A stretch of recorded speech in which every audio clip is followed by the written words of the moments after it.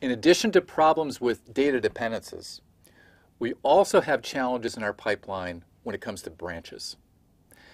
Let's look at this example LC3 code. We have an add instruction that writes R7. We have a branch instruction following that tests the condition code of the result of that write. And it's testing to see if the Z-bit is set. If the Z-bit is set, then we're going to skip the next 3 instructions and some others after that, and we're going to move to the label X where we have a store instruction. If the Z-bit is not set, then we're going to do the add instruction, the not instruction, and the and instruction. Let's see how this works out in our pipeline. So first of all, we have to do the add instruction to the extent that we know the value of R7. We know whether it's 0, positive, or negative. So we can set the condition codes. Now we don't know that until after we've done the ALU operation. So the soonest that we can check the branch condition with some special hardware is in clock cycle 4. So in clock cycle 4, we've got the value of R7. We could add some special hardware so that we know at that point whether the Z-bit is set. And then we can test that condition in clock cycle 4 and then change the PC accordingly. Now the problem is in clock cycle 4, we've already moved the add instruction into decode, and we've already fetched the not instruction. So we don't even know whether this branch is taken or not, and if it is taken, we fetched the wrong instructions. We shouldn't have fetched the add and the not. Instead we should have fetched the store instruction. So we have this special hardware where we can check the branch condition, but it comes a little bit late in our pipeline, after the point we've already fetched a couple of instructions. Now this is called a control hazard, where we've potentially fetched the wrong instructions. Now we can easily throw those away later on in our pipeline, prevent them from writing the registers, but we've wasted cycles by fetching those instructions rather than the correct ones. So here's our example. We have a branch, we're testing the Z-bit, and we have a label X, and then we have the add and the not instructions after that. So in the ALU stage, we are going to test our branch condition and know our branch condition and change our PC, but we've already fetched the add and the not instructions, even if the branch was taken. So in that case, we would have gotten the wrong instructions. So what should happen here is if the branch is not taken, the next fetch instruction should be at the incremented PC, and that's the add instruction. If the branch is taken, then the next fetch instruction should be at address X, at that label, and that's the store instruction. Now what actually happens is that regardless of the outcome, the next 2 instructions are fetched, the ones at PC plus 1 and PC plus 2, the add and the not. If the branch is taken, well, we fetched the wrong instructions. Now, this won't necessarily break our pipeline like in our data hazard case.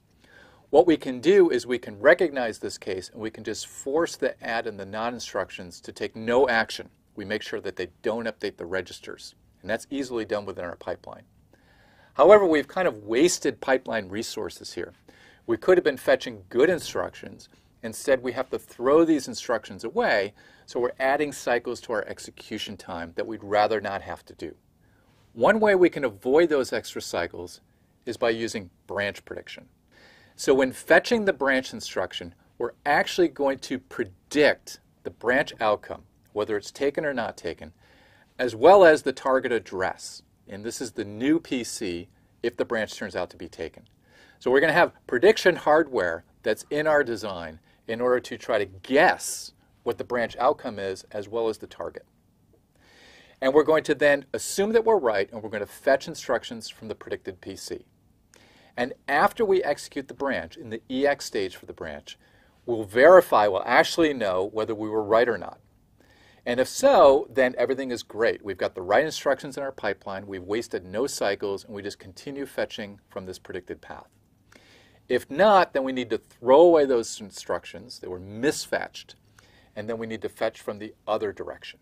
Now, your smartphone has a very sophisticated branch predictor. There's been a lot of research, a lot of papers written about how to get high accuracy branch prediction. We're going to talk about some general principles which apply to that sophisticated predictor that's in your smartphone. And the first is to do static branch prediction. Here we make a static decision.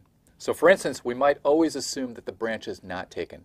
And that's very simple to do in hardware because we're just going to fetch the instructions immediately following the branch. If if we're wrong, we'll just throw them away. Now we can get a little more sophisticated and we can look at the branch offset. And we can see whether it's positive or negative, so look at the direction of the branch. So for instance, if I have a loop, I'll have a negative offset. And loops, usually we iterate multiple times through that loop.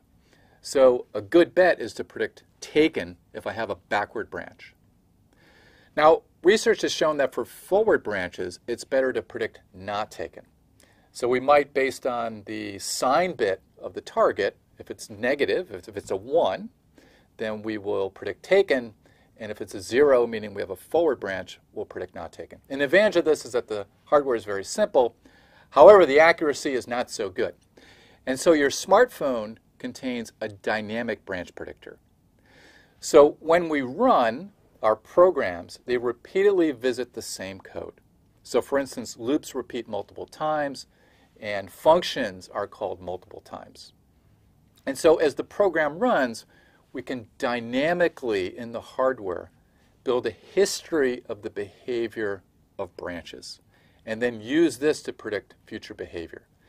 And these can get very, very sophisticated in terms of the history that they use, in terms of the prediction mechanism, and they can get very, very accurate. We can get easily accuracies in the 90% and plus, 95% in many cases. Now we're going to talk about a pretty simple dynamic branch predictor. But the principles here apply to that sophisticated predictor that's in your smartphone. So we need to do two things. We need to predict the outcome as well as the target address in the case that the branch is taken. Now what we're going to do is when we execute a particular branch, we're going to store the outcome, and we're going to say that 1 means taken and 0 not taken, in a special piece of hardware called a branch history table, or BHT for short. Now, we're going to use that to predict the outcome the next time we see this branch.